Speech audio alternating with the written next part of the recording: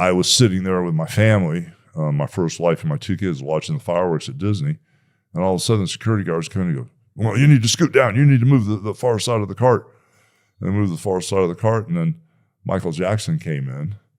And just by himself? He was by himself with a couple security guards.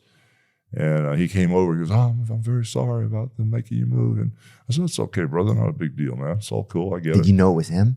Oh, yeah. Yeah. And so I really didn't talk to him other than that to say it was cool. But that's the only time I've met him was when they made us move down and get out of his way. You know, I don't think they want us looking at him or anything.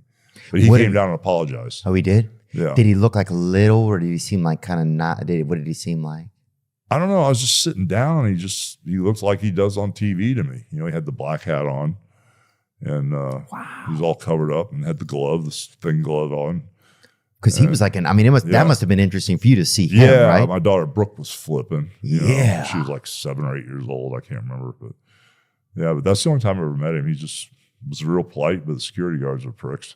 Yeah. But I understand why they had to do it. I get it. Yeah.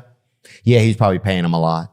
Yeah, plus say he didn't want his picture taken and didn't want to be asked for autographs, so I get it. Yeah. And what about Michael Landon? Did you ever meet him? No, I didn't. Why would you bring that up? I love Michael Landon. So do I. Yeah. Really? Yeah, Little Joe. Oh, dude. He was my favorite. Highway to Heaven, even that show. Yeah. Little House on the Prairie. I loved Michael Landon. I was more of a Bonanza guy. Were you? Before your time. I respect that. Yeah. You seem like a little more Bonanza. But yeah, I loved Michael Landon, man. That's cool. There was just something about, I don't know. He played like that father, like the hero. You know, he was like, I mean, you probably looked at him the way we looked at you, you know? It was like, man, that guy. Not really. I was looking more like at Haas. Oh, yeah? Yeah, maybe not. But that's great.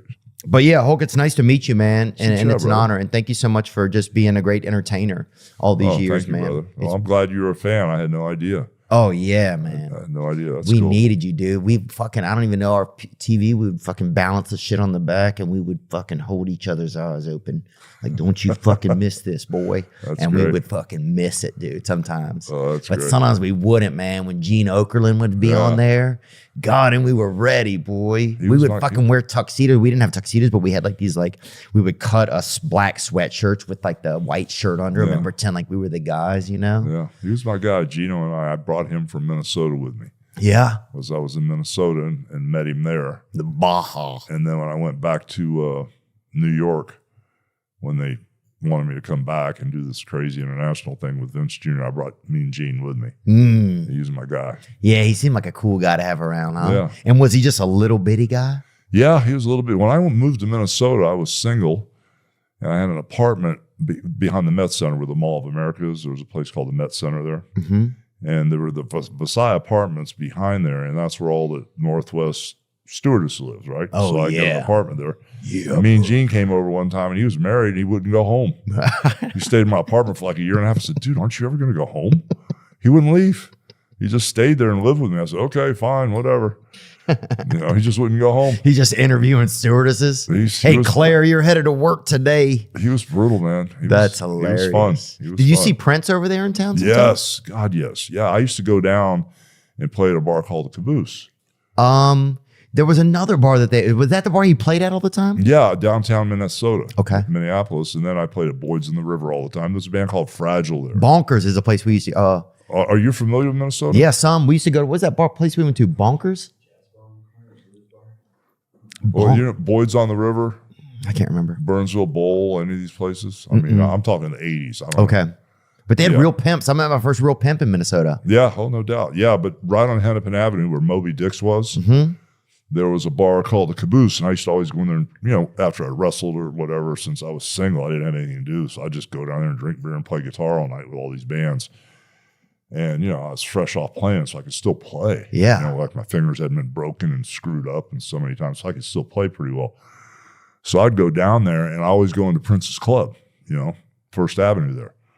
And the first day I went in there, he walked on stage and started playing. Wow. You know, the very first time I walked in the place. And so, you know, that got me coming back a lot. Yeah. You know, and I only saw him 2 more times there, but he would come in there and just play like for 3 hours because it was his club. You know? And we just sit there and listen to him, and it was amazing to watch him. I met him one time, said hello to him. It was just a brief passing. He goes, yeah, I'm a wrestling fan. I said, oh, thank you, man. Cool. But yeah, I just never sat and talked with him or anything. Pretty magnificent, though. Just to even see him, Yeah, he was cool, man. He was cool. But, I just really dug his music, man. Oh, yeah, man. Yeah. Yeah, he could do it. You could do it, man. Thank you for all the music you put out in the world, It's all good, brothers. We're not done yet. No, yeah, and you're not. I mean, I didn't mean to make it seem like that. But thank you. I'm still here for a reason. I just haven't figured it out yet. Well, right on, dude. Well, we're glad you are. And cool. Thanks for all you've done so far, man. Oh, thank you, brother. Very cool. It's been awesome to witness and to be a fan of. Thank you, brother. Very cool. Now I'm just floating on the breeze, and I feel I'm falling like these leaves. I must be cornerstone. Oh, but when I reach that ground, I'll share this peace of mind I found. I can feel it in my bones, but it's gonna take